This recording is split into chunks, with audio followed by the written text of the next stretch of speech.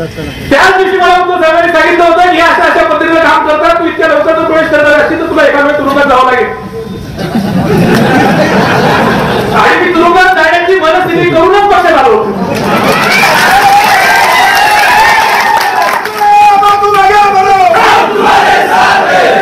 पण आता आपलं दुर्दैव असं आहे की काही काही लोकांचं टायमिंग चुकतं आणि शिक्षण खोटं असलं, स्वतःची डिग्री खोटी असली की त्या लोकांना आश्चर्य कमी असते. नेमकं मला लोक विधानसभेच्या निवडणुकीला तुरुंगात टाकलं पाहिजे होतं, तरी लोकसभेच्या निवडणुकीत तुरुंगात टाकलं. आणि त्यामुळे ताई तुम्हाला थोडीशी मदत करायला मी कमी पडलो. माझ्यापर्यंत सगळ्यात बातम्या इथे येत होत्या, सातत्याने न्यूजपेपर वाचत होतो, मला टीव्ही काही उपलब्ध होऊ गेला नव्हता आणि न्यूजपेपर मध्ये काय काय चाललंय हे सगळं माझ्या लक्षात येत होतं. ताईंची उमेदवारी जाहीर झाली आणि त्यांची उमेदवारी झाल्यावर मला समाधान वाटतं की योग्य रीतीने आपण निवडणूक हाताळू शकतो. काही लोकांनी मालेगाव शहरामध्ये किंवा इतर ठिकाणी थोडंसं नाटक उभं केलं आणि ते केल्याच्या नंतर ताईंच्या उमेदवारीला हात होते का काय अशी परिस्थिती वाटायला लागली. मी तुरुंगात मतदार साहेबांना पत्र लिहिलं आणि त्या पत्रामध्ये लिहिलं की कुठल्याही परिस्थितीत आता शोभाताईंची उमेदवारी बदलू नका, त्याच्या व्यतिरिक्त कोणीही निवडून येऊ शकत नाही. आणि मी लगेच सांगितलं की तू ताईंना फोन कर, त्यांना शिवसेनेच्या कार्यालयात करू आणि शिवसेनेकडनं ताईंचा मालेगाव सत्कार करून त्यांना जाहीर पाठिंबा देऊन टाक. मालेगाव तालुक्यात शिवसेना असते म्हणजे बाकी सगळं आपोआप असतं, त्यामुळे ताईंना भक्तपणे आणि शेवटच्या 8 दिवसामध्ये तुम्ही सगळ्यांनी काम केलं. मी तर पहिल्या दिवसापासून यांना सांगत होतो की सक्रिय व्हा ताईंच्या प्रचारात जा. पण यांना सगळ्यांना असं वाटायचं की सक्रिय प्रचारात झाल्यानंतर माझ्या जागेला काही अर्थ होईल आणि आता 2 दिवसात जामीन होईल, 4 दिवसात जामीन होईल अशी वाट त्यांना उशीर झाला. आणि मग शेवटच्या 8 दिवसात जेव्हा मी खूप जास्त चिडलो तेव्हा मग ते सगळे कामाला लागले आणि म्हणून मी नसताना सुद्धा तुम्हाला आम्ही मत देऊ शकलो. आणि हा आकडा लक्षात ठेवा, हा पक्षाचा आकडा नाही, हा आकडा कुठल्या नेत्याचा आकडा आहे, हा कोणाचा आकडा नाही. ही जी मतं आहेत ही व्यक्तिगत माझ्या विश्वास ठेवणारी मतं आहेत. मागच्या वेळेस आमचा उमेदवार पळून गेला होता तरी आम्हाला 11,000 होतो आणि यावेळेस तरी तुम्हाला 11,000 होतो. ही 72,000 मतं ही फक्त माझ्यावर प्रेम करण्याची आहे. आणि मी ज्या ज्या वेळेला या सगळ्यांपर्यंत जातो, ज्या वेळेला या सगळ्यांशी बोलतो, त्या वेळेला निश्चितपणे माझा मान ठेवून या ठिकाणी खासदार निवडून दिलेला आहे. लोकांना आश्चर्य वाटतं की प्रतापदादा सोरडे या मतदारसंघाचे खासदार झाले, अमृतभाई बोलूच शकत नाही. असं सगळ्यांनी पूर्णपणे संघ बांधला होता, ज्या पद्धतीचा खर्च, ज्या पद्धतीचे सगळे यंत्रणा या ठिकाणी उतरायची होती. मी एकदम बाहेर निघालो, माझ्याबरोबर निजामसर निघाले आणि आणखी आमचे संजय दसपुते म्हणते काय ते आम्ही 3च लोक, अख्ख्या तालुक्यातले कार्यकर्ते माझ्याबरोबर नव्हते, पण आम्ही 3 जण बाहेर निघालो आणि ज्यावेळेला गावागाव एकट्याने सभा घेतल्या. 1 रुपया खर्च न करता प्रतापदादा सोरडे या मतदारसंघाचा आमचे खासदार झाले, ते आपण सगळ्यांनी पाहिजे. आणि त्यावेळेला प्रतापदादांनी खूप चांगलं काम 5 वर्ष केलं, आम्हाला सगळ्यांना खूप सांभाळून घेतलं. मध्यंतरीच्या काळात आमचा थोडासा विरोध होता, डॉक्टर बाबऱ्यांना निवडून द्यायला आम्ही सगळे जबाबदार होतो, पण त्यांनी आमच्या कार्यकर्त्यांची काळजी केली नाही, मालेगाव तालुक्याकडे लक्ष दिलं नाही. आणि विशेष करून गटबाजी राजकारणामध्ये कशी होईल, खालच्या जिल्हा परिषदच्या महापालिकेच्या निवडणुकांमध्ये पक्षाचं नुकसान कसं होईल, त्यांच्या घराची माणसं कशी सांभाळली जातील, अशा पद्धतीचं सातत्यानं राजकारण त्यांचं राहिलं. आणि त्यामुळे त्यांना आज जो पराभव पाहावा लागलेला आहे, हा काही कोणी दिलेला पराभव आहे, हा त्यांच्या स्वतःच्या कर्माने त्यांना मिळालेला आहे असं मला निश्चितपणे सांगतो. ताई तुम्ही या ठिकाणी परत आल्या तेव्हा प्रतापदादांची जी पोकळी आम्हाला निर्माण झाली होती ती तुमच्या निमित्तानं भरून मिळेल. आणि या सगळ्या कार्यकर्त्यांना निश्चितपणे तुमच्याकडे मातृत्व आहे, तुम्ही माता आहात म्हणून माता म्हणून या सगळ्यांना सांभाळाल आणि या सगळ्यांना येणाऱ्या काळात चांगल्या विकासाकडे आपण घेऊन अशी माझी अपेक्षा आहे. तुम्ही निवडून आल्यात त्याबद्दल तुम्हाला मी मनापासून शुभेच्छा देतो आणि नुसत्या खासदारकीच्या शुभेच्छा तुम्हाला देऊन चालणार नाही. पुढच्या वर्षी या देशाच्या मंत्रिमंडळात तुम्ही असणार हे सरकार टिकत नाही, आपलं सरकार येणार आणि ताई मंत्री होणार हा शब्द जास्त मला जाहीर पडायला सांगतो. आज जी काही परिस्थिती आपल्या तालुक्यामध्ये आहे, जी काही परिस्थिती आजूबाजूच्या परिसरामध्ये आहे, या सगळ्यांचा निश्चितपणाला आढावा घेऊन आपल्याला मताचं बारीक बारीक अनालिसिस करून कामाला लागायचं. कारण नुसतं माझ्या विधानसभेपुरतं काम करून चालणार नाही, मी पक्षात ओपन येत आहे आणि मी तुम्हाला शब्द दिले, मला लढायचं आहे ते आमदार होण्यासाठी नाही, मला लढायचं आहे ते सन्मान्य उद्धव साहेबांना महाराष्ट्राचा मुख्यमंत्री करण्यासाठी. आणि उद्धव साहेब मुख्यमंत्री होण्यासाठी जे जे करता येईल, ज्या ज्या मतदारसंघात जाता येईल, ज्या ज्या ठिकाणी ताकद लावता येईल तेवढ्या ताकदीनिशी आपल्याला सगळ्यांना काम केलं पाहिजे. आणि जेवढे जास्तीत जास्त आमदार ते महाविकास आघाडीचे मग तो काँग्रेसचा असला तरी चालेल, राष्ट्रवादीचा असला तरी चालेल, तो शिवसेनेचा असला तरी चालेल, पण आपले सगळे आमदार निवडून आणले पाहिजे. या भूमिकेत आपल्याला काम करायचं आहे. आता जे काही सर्वेचे रिपोर्ट आपल्या पक्षाकडे उपलब्ध आहेत, विरोधी पक्षाकडे उपलब्ध आहेत, ते पाहिल्यानंतर आजच आपण 180+ आहोत. त्यामुळे 180 पार आपण झालेला आपल्याला 200 पार व्हायचंय आणि निश्चितपणे तशा पद्धतीचा उमेदवार आपण देणार आहोत. आज जागा वाटपामध्ये आपण सगळ्यांच्या पुढे आहोत. आपलं बऱ्याचशापैकी जागा वाटप सुद्धा संपलेलं आहे आणि उमेदवार निश्चित सुद्धा बऱ्यापैकी झालेले आहे. येणाऱ्या काळामध्ये तुम्हाला पाहायला मिळेल की लोकसभेच्या निवडणुकीमध्ये जसं सगळे पक्ष परस्पर आपापल्या सीट डिक्लेअर करत होते, लोक कामाला लागत होते, तसं कुठलंही तिन्ही पक्षांमध्ये कुठलेही मतभेद न होता पटापट जागा डिक्लेअर होते आणि लोक कामाला लागतील आणि आधी कामाला लागण्याचा आपल्याला फायदा मिळणार आहे. आज त्यांच्यामध्ये जागा वाटप होत नाहीये, त्यांच्यामध्ये संघर्ष खूप आहे आणि तो संघर्ष केल्याच्या नंतर त्यांना या ठिकाणी उमेदवार द्यायचे आहे. मी पक्ष सोडला तेव्हा सांगितलं होतं की आपण 50 लोक होते जे भारतीय जनता पक्ष सोडून गेले. त्यातल्या 10-15 लोक तर आतापर्यंत आले. उमेदवाराला पण मी त्या काढणार होतो कारण तो माझा मित्र आहे, उमेदवाराला मी जेलमध्ये आत्ताच येऊन केलं. पण ते 50 लोक जे तिथून येणार होते, आता मला सांगायला लागेल की अजित पवारचा पण पक्ष कुठला म्हणजे 100 लोक तिथून येणार आहेत. कारण त्याला तिथं आमदारकी निश्चित होती, त्याच्या जागी दुसऱ्याला तिकीट गेलं. कोण माणूस सहन करणार आहे, किती लोक आणण्यास सहन करणार आहे आणि त्यामुळे येणाऱ्या लोकांची संख्या इतकी मोठी राहील. विशेषतः काँग्रेस, राष्ट्रवादी काँग्रेस आणि शिवसेनेमध्ये इतक्या मोठ्या पद्धतीने आपल्याला प्रवेश मिळणार आहे की हे सगळं चित्र या 2 महिन्यामध्ये महाराष्ट्रामध्ये बदलून जाईल. प्रत्येक माणसाचं माझ्यासारखं धाडस करून 1 वर्ष 2 वर्ष आधी पक्षात प्रवेश करण्याची हिंमत नसते. त्यामुळे बरीचशी लोक थांबली आहेत. काही लोकांची सरकारमध्ये कामं थांबली आहेत, काही आमदारांचे फंड तिथे अडकलेले आहेत आणि त्यामुळे सगळे लोक थांबले आहेत. पण जशी जशी निवडणूक जवळ येईल तशी मोठ्या पद्धतीने प्रवेश होताना आपल्याला माणसं दिसतील आणि मोठ्या पद्धतीने आपण या महाराष्ट्रामध्ये सत्ता संपादित करणार आहोत. फक्त सत्ता संपादित करताना आपल्यासमोर खूप गंभीर प्रश्न येणार आहेत. तर आपण लाडकी भेट योजना आणलेली आहे.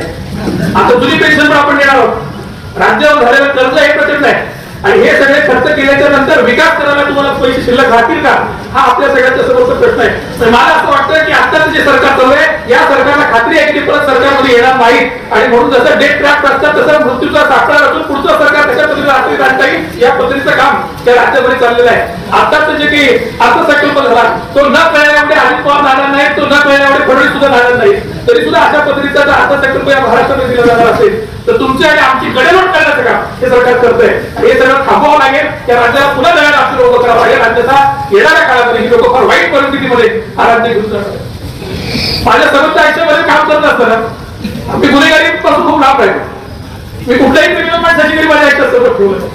मी मालेगाव तालुक्यातल्या कुठल्याही पोलीस किंवा पोलीस प्रशासनाच्या मोठ्या अधिकाऱ्याला सांगून टाको की मी एखाद्या कार्यकर्त्याला मदत करा म्हणून तरी परत फोन केला असेल, मी चुकून केला नाही. ज्यावेळेला एखादं आंदोलन होतं सर्वसामान्य कार्यकर्त्यांची भूमिका रस्त्यावर मांडली जाते आणि त्याला जर पोलीस त्रास देत असतील तर त्या वेळेला मी निश्चितपणे भूमिका घेतली. पण मी क्रिमिनल लोकांबरोबर तरी संबंध ठेवला नाही. पण आता ज्या लोकांशी मी संबंध ठेवला नाही त्या लोकांना मी मला घेऊन टाकलं. 9 महिने मी त्या लोकांबरोबर आहे. 9 महिने त्याच लोकांनी मला जीव खोवा. आता त्याला थोडा अजून सगळे माझंच बोललं ना. त्यामुळे इथून पुढे मालेगाव तालुक्यात जर कोणी गायब झालं तर चुकूनही माझं नाव घेऊ नका.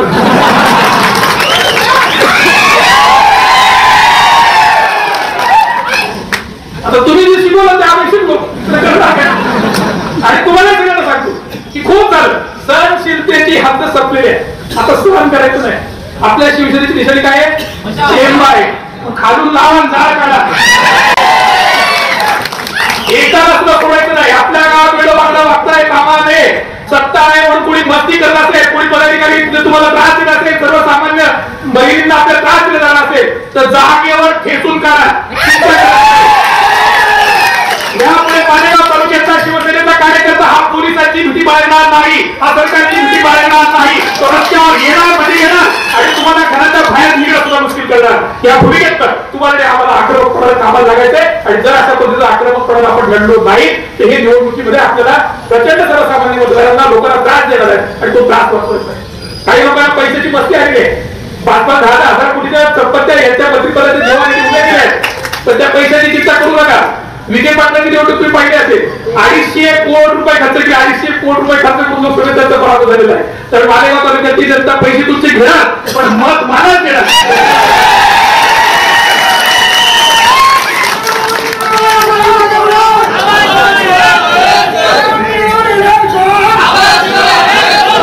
काही लोकांना तर उकळ्या फुटल्या होत्या. त्यांना वाटलं होतं मी तुरुंगात गेलो म्हणजे मी निवडणूक करू. मी तुरुंगात सुद्धा निवडणूक लढत सांगितलं. आता सुद्धा मी बाहेर राहू नये म्हणून सुप्रीम कोर्टामध्ये राज्य सरकारनं माझा बेल रद्द करावा म्हणून दाखल केलेला आहे आणि सुप्रीम कोर्टाने उद्या माझा बेल रद्द केला तरी सुद्धा मी तुरुंगात लढणार आहे आणि शिवसेनेचं तिकीट मी तुरुंगात असलो तरी माझंच आहे.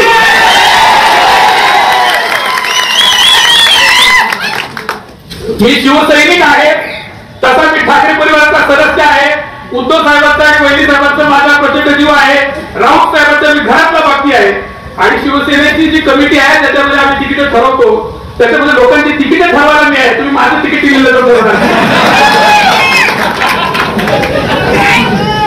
त्यामुळे प्रत्येकाने आपलं अंथरूण पाहून हातपाय पसरावे असं मला निश्चितपणाने सांगायचं आहे. बाकी जे आहेत त्यांना सगळ्यांना सोबत तुला पण लढणार आहोत, जे नसतील त्यांच्याशिवाय लढणार आहोत.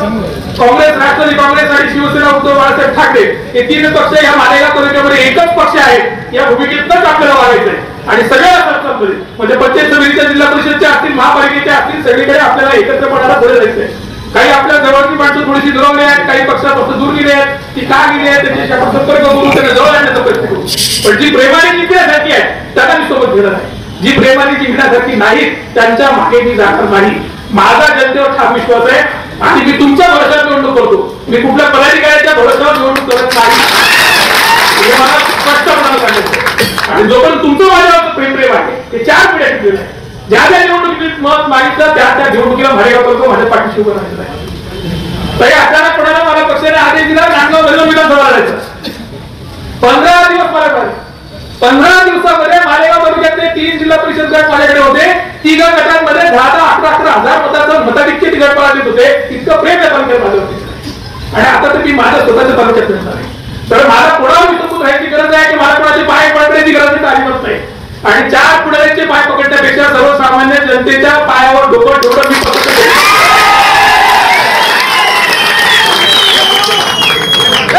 त्यामुळे सगळ्यांनी निश्चितपणे लक्षात घ्यावं की मी थेट माझ्या मतदाराशी कनेक्ट असलेला माणूस आहे. मला कोणी पदावर आहे कोणी नाही याच्याने फरक पडतो. सन्मानानं तुम्हाला माझ्याबरोबर मोठं व्हायचं असेल, सन्मानानं माझ्याबरोबर पुढे यायचं असेल तर तुमचं सगळ्यात स्वागत आहे. आणि नसेल तर मग तुमच्यासाठी माझ्याकडे पर्याय पडेल. आणि म्हणून विचारपूर्वक इथून पुढे सगळ्या गोष्टी या होणार आहेत.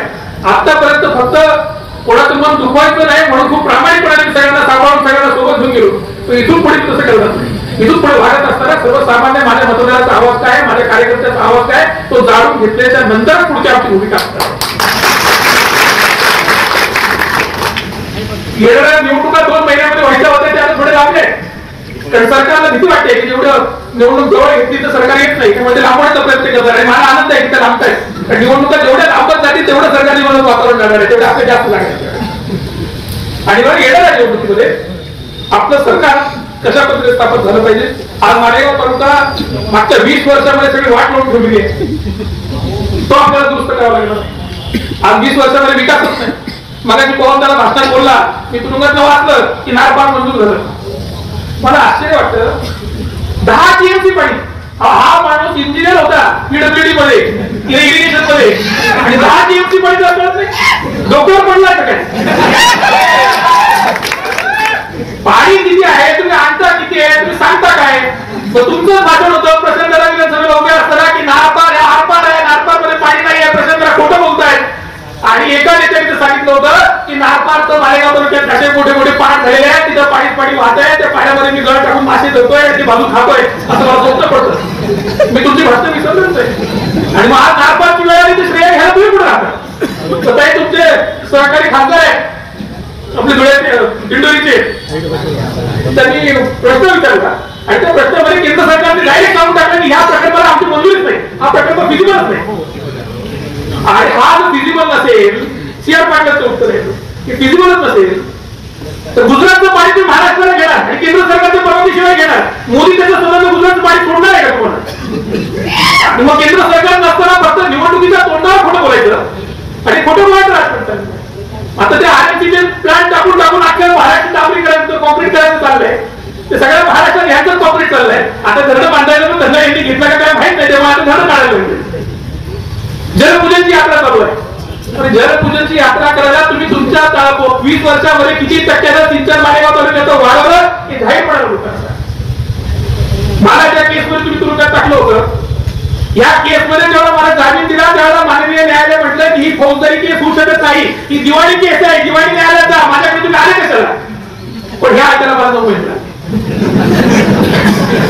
आता ती नाही दिवाळी न्यायालय फौजदारी मध्ये मला याची काही चिंता नाही. त्या दिवशी सांगतो मी माफ करणार नाही.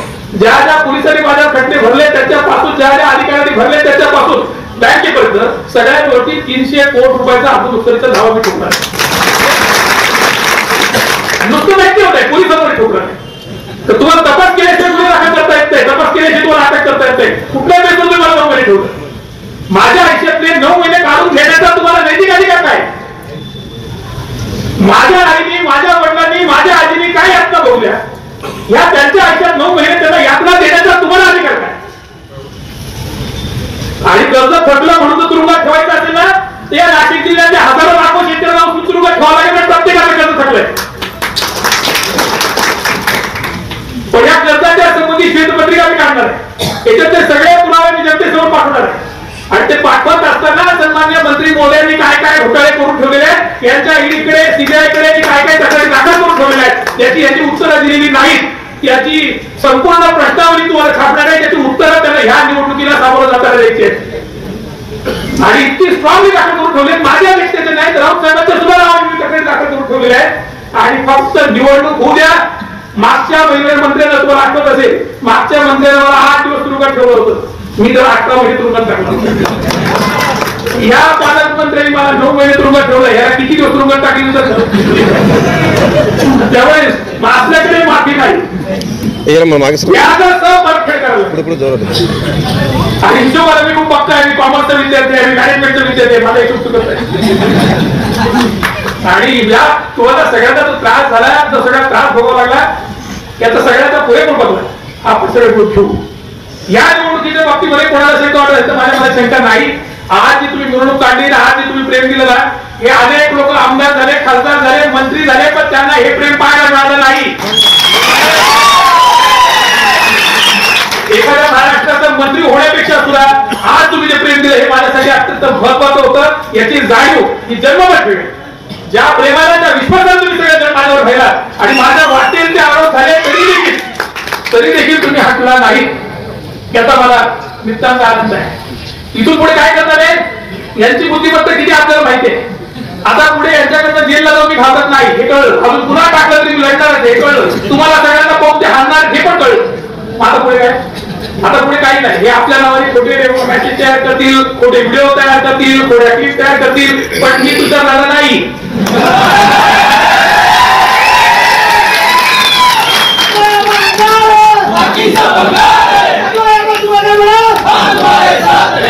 तू दंगट असशील तर मी 7 दंगट भरत आहे. त्यामुळे माझ्याशी खेळायचं नाही. आणि खेळला तर मग तुमच्या काय उद्योग आहेत, तुमच्या परिवाराचे काय उद्योग आहेत, तुमच्या चिरंजीवाचे काय उद्योग आहेत, ते सगळ्या महाराष्ट्राला कळल्याशिवाय राहत नाही.